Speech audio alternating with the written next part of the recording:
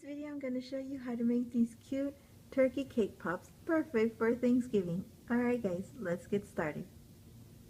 Here are the things you're going to need: some chocolate candy melts, some candy corn, some red and orange food coloring, some white royal icing, or you can also use fondant, and some straws, or you can also use lollipop sticks. Alright guys, so the first thing that I'm going to do is give my cake pop a flat bottom, because it is not going to be on the top of the straw, so it doesn't need to be perfectly round. I need it to have a flat base. So now I'm going to cut off about an inch off this straw because it is too long, and I'm going to dip the part I cut off into my chocolate and stick it in the ball so I can have the nicer cut on the top, so it could be visible and not the other piece that I cut off. So now I'm going to go ahead and put my straw in there, making sure that I don't come to the bottom. I'm going to take a little bit of this chocolate off, and I'm going to set it aside so it could dry up. That way I don't stick it into my chocolate and it'll pop off. So I'm going to make sure that it's nice and dry before I do that. Alright, now after this dries, you can go ahead and get your candy corn, and you're going to do the holes where they're going to go. And that helps because if you dip it in and then do your holes, the pressure might bring your cake ball off the part where it's attached at. And this way, if it does try to detach, when you dip it in, it'll help hold it together because you're putting that layer back on there. But if you do it afterwards, it's going to kind of rip off with that chocolate already on it. So I found that it's better to do the holes first before you dip it in. So I'm going to be doing that right now, and you only need one, and you're going to just lightly poke them in like this. Don't do it too hard or you're going to separate that chocolate. And this does help, so when you put them in there, when that chocolate is in there, it'll hold with the chocolate in there, and it'll already have that little groove in there. So I just like to do that ahead of time. Okay, so now that I made the little holes, I can go ahead and stick it into my chocolate, and I'm going to quickly put in the candy corn, but very carefully. So I do want to release a lot of this chocolate because once I set it, the chocolate is going to spread underneath it, which is fine, but you don't want a really large ring around it. Sometimes it's a little too large, and you don't want it to be bigger than your cake ball. So I'm going to bring it down, and you probably, okay, this one wasn't that bad. Thought you were going to be able to see how large it gets, but this one didn't spread too much, so that's not too bad. So now I'm going to go ahead and see if you can probably see the little indentations. So carefully stick that in there. I'm going to put a little bit of chocolate on the tip of one. And there's going to be a few bubbles, air bubbles that are going to come out when you're pressing the candy in the little holes. If you have some that don't pop on their own, you can go ahead and use a little tool or a toothpick. Majority of them will pop on their own, but some will need some little help, or else when it dries, all of a sudden it's just going to pop on you and it's going to leave a little hole. Okay, so I'm happy with that.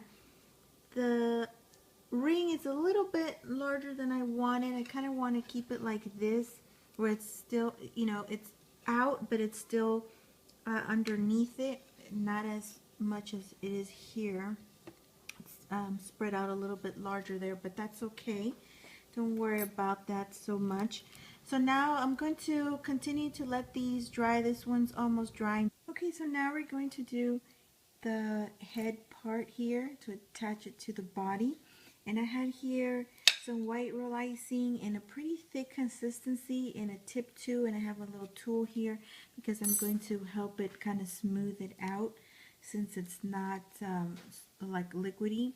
So I'm going to, the best thing that I could assimilate it to is like a spoon shape, thicker, kind of roundish oval shape, and then with a longer end at the bottom. So I'm going to put a lot of it on top, and then I'm going to bring it down, and then I'm going to smooth it out.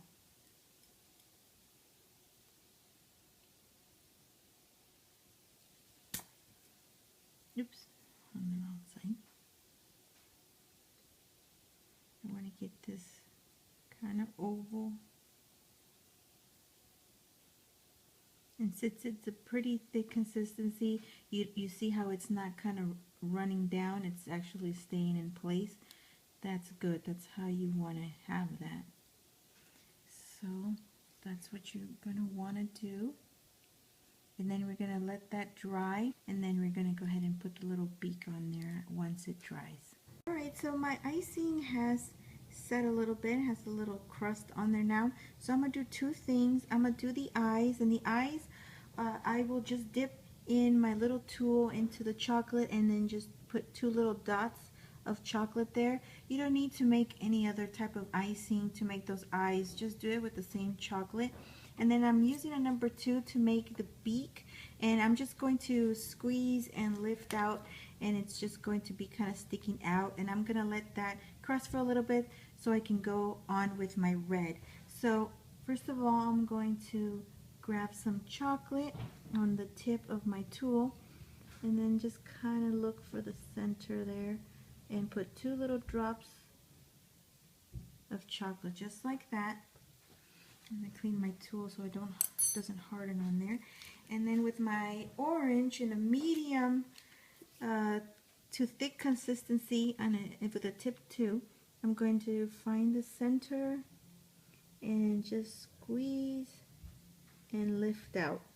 You're gonna have like a big peak nose, kind of like a snowman carrot peak. So I'm just going to bring it down a little bit because I don't want it sticking out so much. And I'm going to let that crust before I go on with my red. So now my orange has dried, so I'm going to take my red icing in a tip number 1, and I'm going to put it right here on top of the nose on the side, and I'm going to come down.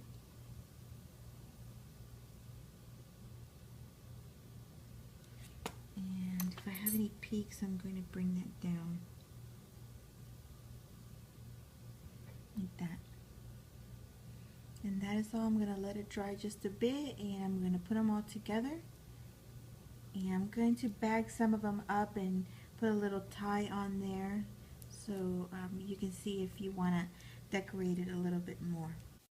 Alright guys, so I ended up using some of this hay type like material for some bows, for the ones that are not going to be wrapped. And here are the little turkey cake balls. Here's a little close-up of the face. Really cute. And I'm going to show you the ones that I packaged. Move these to the back.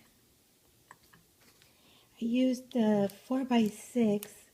These bags, you can find them pretty much anywhere, Michael's, Hobby Lobby. And I think they're, I don't know how many come in a package for like $2.99.